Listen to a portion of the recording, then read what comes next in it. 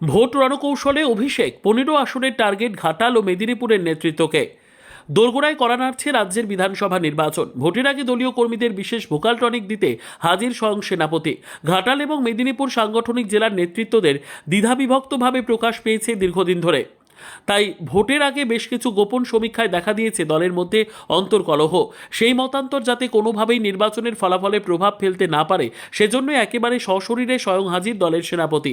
বৃহস্পতিবার বিকেলে খড়গপুরের গ্রিনল্যান্ড হোটেলে এসে উপস্থিত হন সর্বভারতীয় তৃণমূল কংগ্রেসের সাধারণ সম্পাদক অভিষেক বন্দ্যোপাধ্যায়। হেলিপ্যাডে অভিষেক বন্দ্যোপাধ্যায়কে স্বাগত জানান ঘাটাল ও মেদিনীপুর সাংগঠনিক জেলার দুই সভাপতি সুজয় হাজরা এবং অজিত মাইতি। প্রথমে মেদিনীপুর সাংগঠনিক জেলার তৃণমূল কংগ্রেসের প্রার্থী সহ জেলা সভাপতি, ব্লক সভাপতি ও জেলা ও ব্লক স্তরের পদাধিকারীদের সাংগঠনিক বৈঠক করেন তিনি। পরে ঘাটাল সাংগঠনিক জেলার প্রার্থী এবং জেলা ও ব্লক সভাপতি সহ পদাধিকারীদের নিয়ে বৈঠক করেন। বৈঠকে অভিষেক বার্তা দেন, দলের পুরাতন দিনের যে সমস্ত কর্মী জন্মলগ্ন থেকে সঙ্গে রয়েছে সকলকে সাথে নিয়ে সমানভাবে সম্মান জ্ঞাপন করে একে অপরের হাত ধরে বিধানসভা নির্বাচনের ভোটযুদ্ধে অংশগ্রহণ করতে হবে।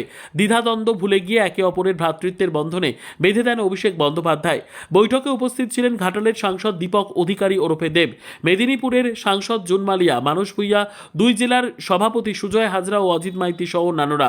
পশ্চিম মেদিনীপুর জেলায় 2021 সালের বিধানসভা নির্বাচনে 15টি আসনের মধ্যে 13টিতেই জয়লাভ করেছিল শাসক দল। 2টি আসন পেয়েছিল রাজ্যের প্রধান বিরোধী দল বিজেপি।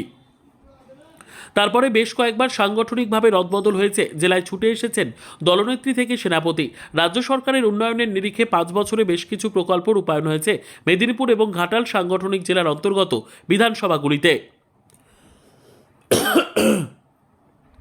স্বভাবতই 21-এর চেয়েও আরও বেশি আশাবাদী দলের সর্বোচ্চ নেতৃত্ব। তাই ঘাটালের 7টি এবং মেদিনীপুর সাংগঠনিক জেলার 8টি, মোট 15টি বিধানসভায় জয়লাভ করতে হবে কর্মীদেরকে, বুঝিয়ে দেন অভিষেক বন্দ্যোপাধ্যায়। অভিষেক বন্দ্যোপাধ্যায় স্ট্র্যাটেজি বৈঠক থেকে বিশেষ বার্তা পাওয়ার পর থেকেই উচ্ছ্বসিত দলের যুব কর্মীরা। আগামী দিনে নির্বাচনের কাজে সকলে মিলে একসাথে ঝাঁপিয়ে পড়বে ভোটযুদ্ধের ময়দানে, এমনটাই খবর তৃণমূল সূত্রে। হোটেলে প্রবেশ করায় সমর্থকদের উচ্ছ্বাস ছিল চোখে পড়ার মতো।